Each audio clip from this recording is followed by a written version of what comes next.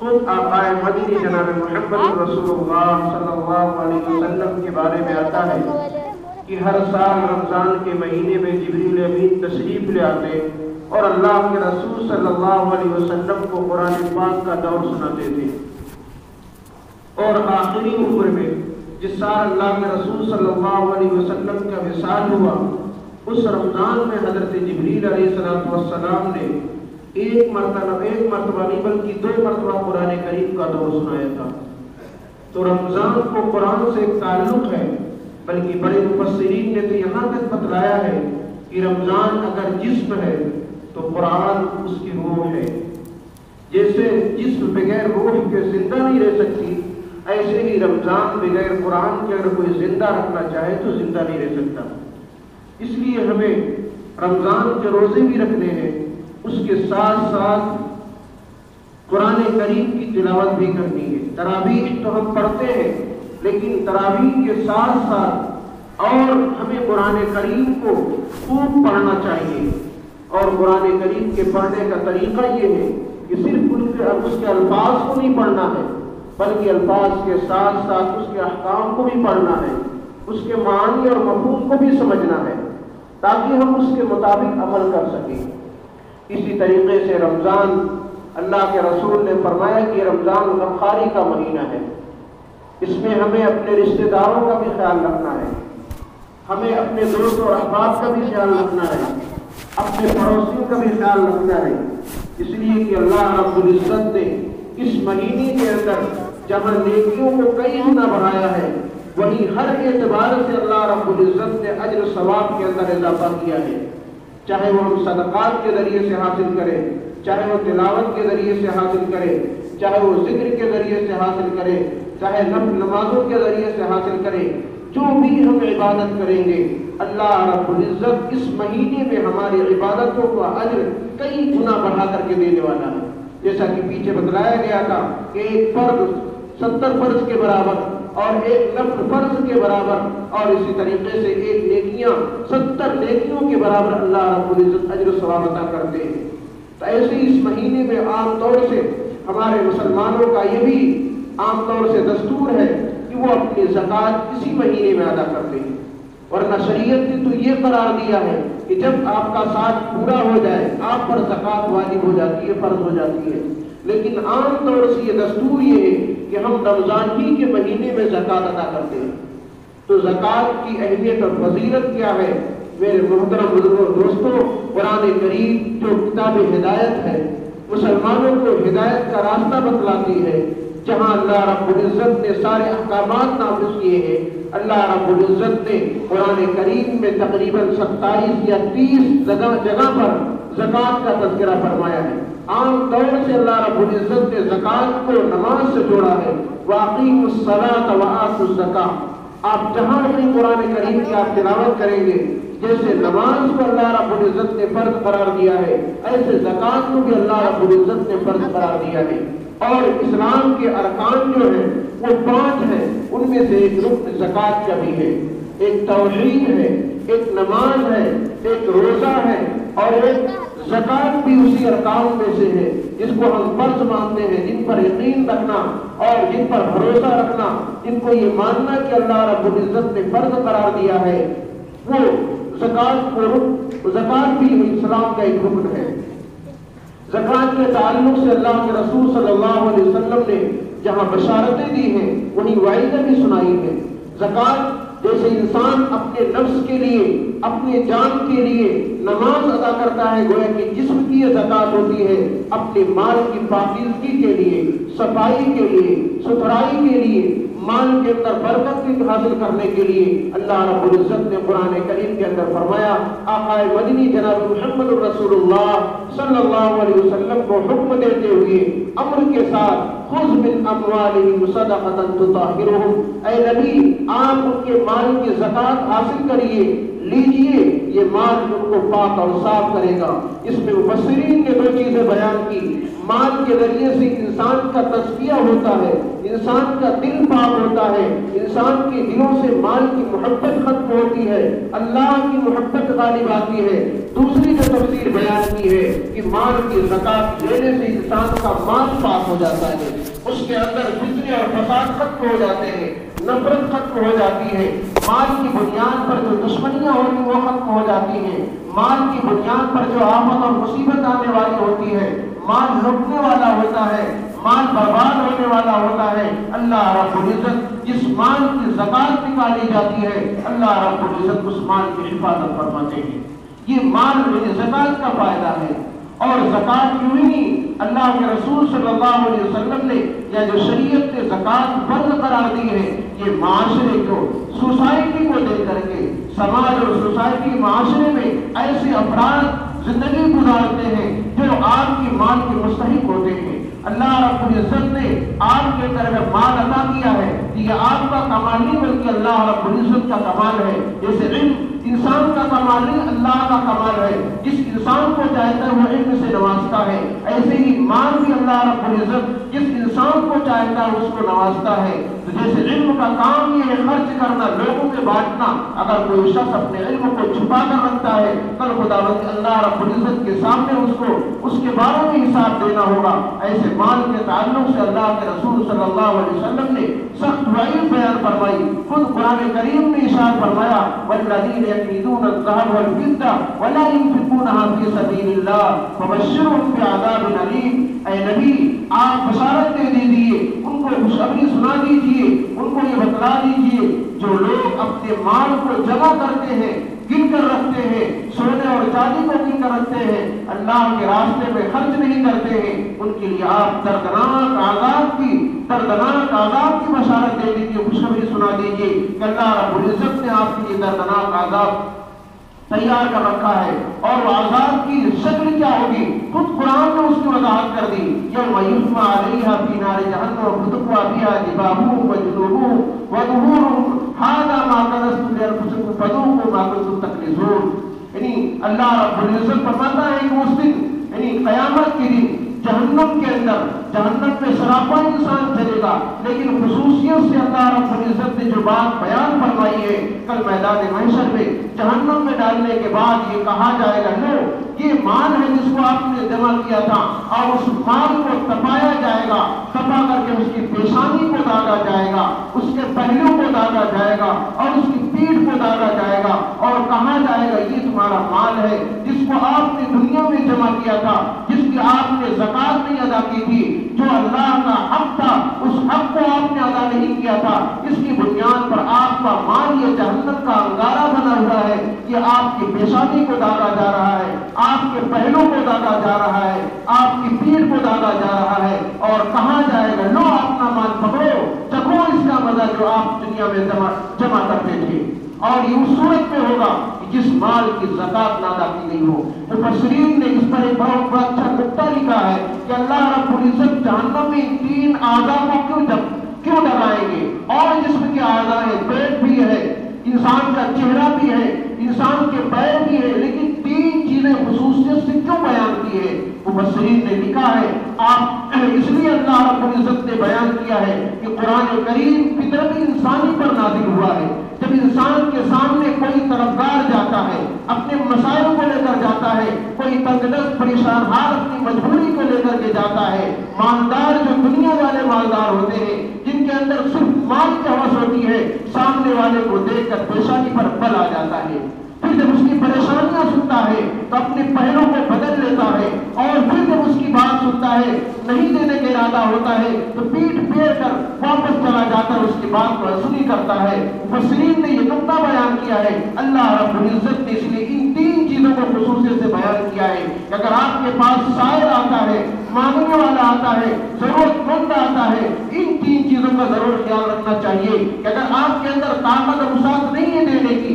آپ نے زکات دے دی، آپ کا مال ختم ہو گیا، پھر بھی آپ خندہ پیشانی کے ساتھ مجھ سے آپ رجوع فرما لیجیے کہ میرے پاس اس وقت مال نہیں ہے، لیکن دیکھ کر کے بھونچ آنا، پیشانی پر بل آنا، اپنے پہلو کو بدلنا اور پیٹ پھیر کر کے واپس جانا، یہ اس بات کی علامت ہے کہ آپ کے اندر مال کی علانیت ہے، آپ کے اندر مال کا تکبر ہے، آپ کے اندر مال کا گھمنڈ ہے، اور اللہ رب العزت نے ایسے لوگوں کے لیے یہ عذاب تیار کر رکھا ہے، پیشانی پر بل کھانے والوں کے لیے، پہلو تہی کرنے والوں کے لیے، پیٹ پھیرنے والوں کے لیے۔ مفسرین نے یہ نقطہ بیان کیا ہے اور فرمایا جن لوگوں کو سزا نہیں ملے گی، جن کا مال اس سے پاک ہوگا، فرمایا کہ جنہوں نے اپنے مال کی مکمل زکات ادا کی ہوگی وہ اس زمرے میں شامل نہیں ہوں گے، ان کا مال ان کے لیے عذاب نہیں بنے گا، بلکہ ان کے لیے وہ اللہ رب العزت کے سفارش بن جائے گا، ان کے لیے وہ عذاب سے جہنم کا چھٹکارا بن جائے گا، اور اللہ رب العزت اسے عذاب سے دور رکھیں گے۔ لیکن جس مال کی زکات نہیں ادا کی جائے گی،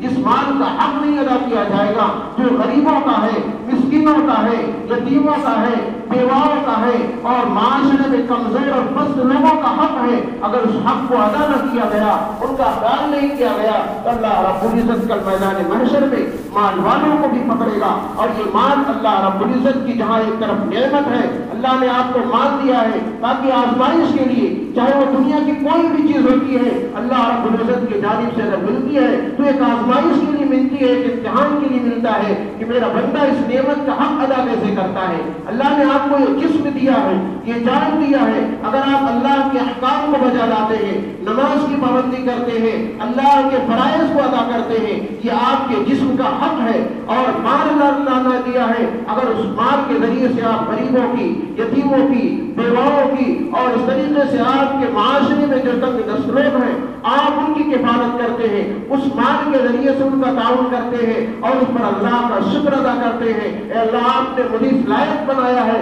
آپ نے مال مجھے دیا تاکہ میں لوگوں پر خرچ کروں، تو اللہ رب العزت آپ کو بڑی بشارتیں بھی دے گا، آپ کا مال آپ کو جنت میں لے جانے کا سبب بنے گا، اللہ رب العزت آپ سے راضی ہوگا، اور اللہ رب العزت آپ سے راضی ہو کر کے آپ کو جنت الفردوس میں اعلیٰ مقام عطا کرے گا۔ اور صحیح چیز یہ ہے کہ اللہ رب العزت کے پاس آپ جو بھی دیں گے وہ سب کی سب اللہ رب العزت کے ذخیرے میں جمع ہوگا۔ جیسے دنیا میں یہاں جمع کرتے ہیں بینک میں، بینک ہمیں 10% دیتا ہے، اس پر ہم کتنے خوش ہو جاتے ہیں، اللہ رب العزت کے دربار میں 10% نہیں 700% دیا جائے گا، آپ اس کو شمار نہیں کر سکتے، وہاں آپ کو کتنا سکون اور اطمینان ہوگا اس مال کو دیکھ کر کے، اس پیسے کو دیکھ کر کے آپ نے جو دنیا میں کسی دینی کام کے لیے، کسی دینی بھائی کے لیے، کسی نیک کام میں آپ نے خرچ کیا، اللہ کے راستے میں خرچ کیا، آپ وہاں خوشی کے مارے پورے نہیں سمائیں گے جب اللہ رب العزت آپ کو یہ نعمتیں دے گا، ورنہ اگر آپ نے اس کا حق ادا نہیں کیا تو اللہ رب العزت کی پکڑ بھی بڑی سخت ہے۔ اب زکوٰۃ کس پر واجب ہوتا ہے، کس پر فرض ہوتا ہے، شریعت نے ایک نظام طے کیا ہے۔ ہر آدمی پر زکوٰۃ فرض نہیں ہے، بلکہ ہر اس آدمی پر زکوٰۃ فرض ہے جس کو اللہ رب العزت نے صاحب نصاب بنایا ہے۔ شریعت نے اسے صاحب نصاب کہا ہے۔ صاحب نصاب ہے کیا؟ اللہ کے رسول صلی اللہ علیہ وسلم نے فرمایا جس کے پاس 7.5 تولہ سونا یا 52 تولہ چاندی یا اس کے مقدار میں پیسے سرمایہ رکھے ہوئے ہوں یا اس کے ضروریات سے زیادہ پیسے رکھے ہوئے ہوں اور اس پر سال گزر جائے، وہ مال اس کے پاس موجود ہے، تو آپ صاحب نصاب ہو جائیں گے، آپ پر زکوٰۃ فرض ہو جائے گی۔ 52 تولہ چاندی کی مقدار کی جو قیمت اس وقت موجودہ دور میں بن رہی ہے، یعنی 666 گرام، جس کو ہم آدھا کلو چاندی سے زیادہ کی مقدار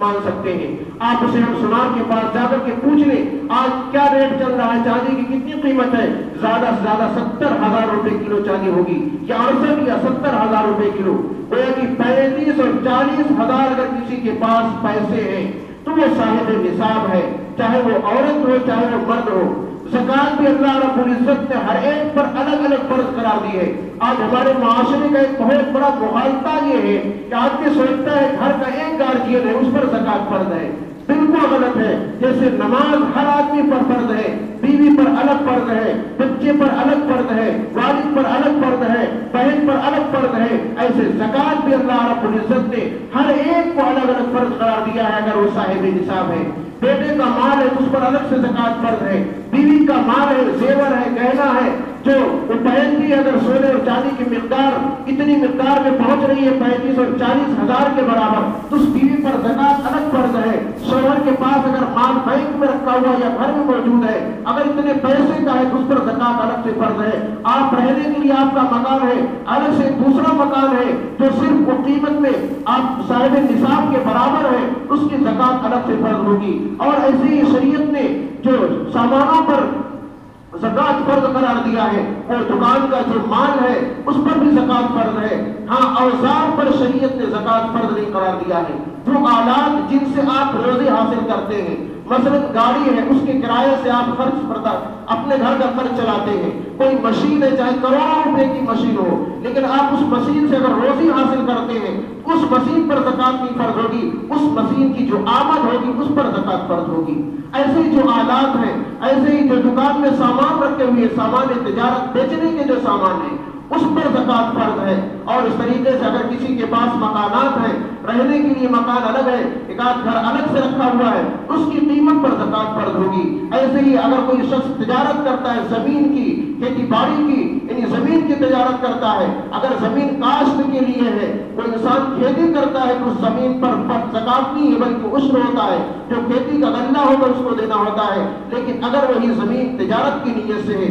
بیچنے کی نیت سے ہے، خرید فروخت کی نیت سے ہے، اس پر بھی زکات، اس کی قیمت پر زکات فرض ہوگی۔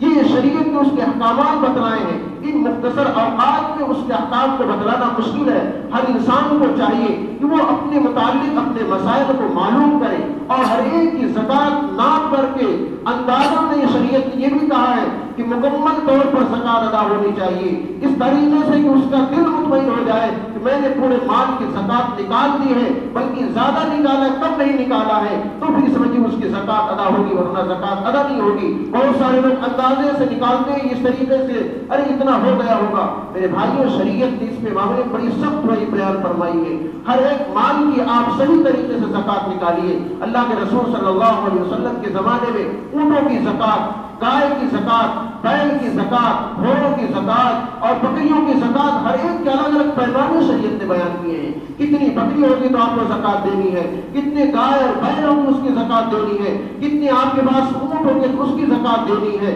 آپ کے پاس کتنے مال ہوگے اس کی زکات دینی ہے۔ شریعت نے زکات کے تعلق سے اس کے مسائل کو بڑے لمبے تفصیل سے بیان کیا ہے، تو اس مختصر اوقات میں بیان نہیں کیا جا سکتا۔ لیکن اتنا ضرور یہ ہے، ہر انسان کو یہ چاہیے کہ اپنا محاسبہ کرے، اپنے گھر کا محاسبہ کرے، اور پھر اس کے بعد اپنی زکات پوچھ کر کے ہمارا کیا حق ہو رہا ہے، کتنا نکالنا ہے، اس کے اعتبار سے اس مال کی زکات نکالے۔ یقیناً اس کے مال میں زکات نکالنے سے مال کے اندر کمی نہیں ہوگی، بلکہ مال کے اندر جو آفت اور مصیبتیں آنے والی ہوتی ہیں، جو پریشانیاں آنے والی ہوتی ہیں، اللہ رب العزت زکات کی بنیاد پر ان مصیبتوں کو دور فرما دیتے ہیں۔ لیکن اگر مال کی زکات نہیں ادا کی جاتی ہے، مسلم شریف کی روایت ہے، اللہ کے رسول صلی اللہ علیہ وسلم سے حضرت ابو ہریرہ رضی اللہ عنہ روایت فرماتے ہیں، کل میدان محشر میں جہنم میں جب ڈال دیا جائے گا تو مالداروں کے مال کو لایا جائے گا، اس مال کو جس کی زکات نہیں دی گئی ہے، اور اس کو ایک انگارہ بنایا جائے گا،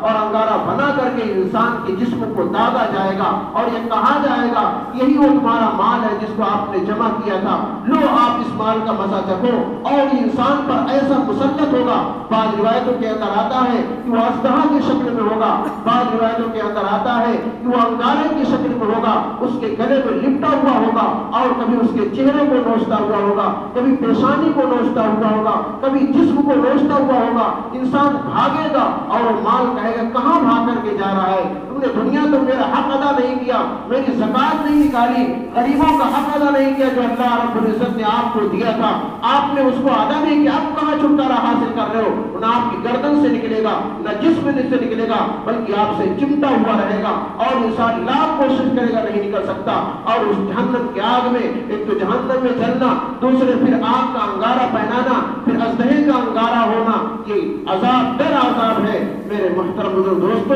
ہم سب کو یہ چاہیے کہ ہر عبادت، ہر رکن کی ادائیگی صحیح طریقے سے کرنے والے ہوں. جیسے ہم نماز کو صحیح طریقے سے پڑھتے ہیں، روزے صحیح طریقے سے رکھتے ہیں، قرآن کا حق ادا کرتے ہیں، ایسے ہی جو ارکان ہے زکوٰۃ کے تعلق سے اس کے فرائض کو تسلیم کرنا اور دل سے عقیدہ رکھنا کہ یہ فرض ہے اور اس فرض کو صحیح طریقے سے ادا کرنا، اس کے مستحقین تک پہنچانا، یہ ہم میں سے ہر ایک کی ذمہ داری ہے جو صاحب نصاب ہے. اسی طریقے سے جو صاحب نصاب ہے اسی پر ایک چیز آتی ہے صدقہ فطر، جس کو ہم عید الفطر کے نام عید الفطر کے دن یا اس سے پہلے نکالتے ہیں، جس کے بارے میں شریعت نے بتلایا ہے کہ گیہوں کے اعتبار سے 2 کلو گیہوں، جو ہے تو 3.5 کلو، کھجور ہے تو 3.5 کلو، کشمش ہے تو 3.5 کلو، یعنی یہ ایک معیار طے کیا ہے اس کی مقدار میں. اور اس میں بھی ہم غلطی کرتے ہیں کہ ہم سوچتے ہیں کہ جو سب سے آسان ہے وہی نکال دیا جائے، حالانکہ شریعت نے جو یہ میزان طے کیا ہے انسان کی حیثیت کے اعتبار سے طے کیا ہے. ایک آدمی غریب ہے وہ اپنے گھر میں چٹنی روٹی کھاتا ہے، ایک آدمی ہے درمیانی ہے وہ اپنے گھر میں اچھا کھانا کھاتا ہے، ایک اور اچھا ہے جو 1000 روپے ڈھابے میں خرچ کرتا ہے. تو جب زکوٰۃ صدقے کی بات آتی ہے، صدقہ فطر کی بات آتی ہے تو بھی 2.25 کلو گیہوں 30 روپے نکال دو. یہ شریعت کا حکم نہیں ہے، ورنہ شریعت صرف ایک میزان قرار دیتی، صرف گیہوں قرار دیتی تھی بس، اور ساری چیزوں کے بتلانے کی ضرورت نہ تھی. کھجور نہ طے کرتی، کشمش نہ طے کرتی، جو نہ طے کرتی. یہ صرف اس لیے ہے تاکہ ہمارے معاشرے میں جو فقراء ہے، مساکین ہے، تنگ دست ہے، یتیم ہے، بیوہ ہے، ہر ایک کا حق ادا ہو سکے، ان کے بچے بھی عید صحیح طریقے سے گزار سکے، ان کے گھر میں بھی خوشیاں آ سکے اور ان کے گھر کے لوگ بھی خوشی کے ساتھ عید منائے. یہ سارے حقوق شریعت نے جو بتلائے ہیں وہ صرف اس لیے ہے تاکہ انسان کے اندر ہمدردی ہو، آپس میں الفت و محبت قائم ہو، بھائی چارہ قائم ہو، معاشرے کا نظام بالکل صحیح طریقے سے چلے اور اللہ اور اس کے رسول صلی اللہ علیہ وسلم کو ہم سب راضی کرنے والے ہوں. ہمارا معاشرہ بھی ایسا معاشرہ ہو کہ اللہ اور اس کے رسول صلی اللہ علیہ وسلم کو راضی کرنے والا ہو. اللہ رب العزت سے دعا ہے کہ اللہ ہم سب کو صحیح طریقے سے شریعت کے ہر احکام پر عمل کرنے کی توفیق عطا فرما. آمین. وآخر دعوانا الحمدللہ رب العالمین.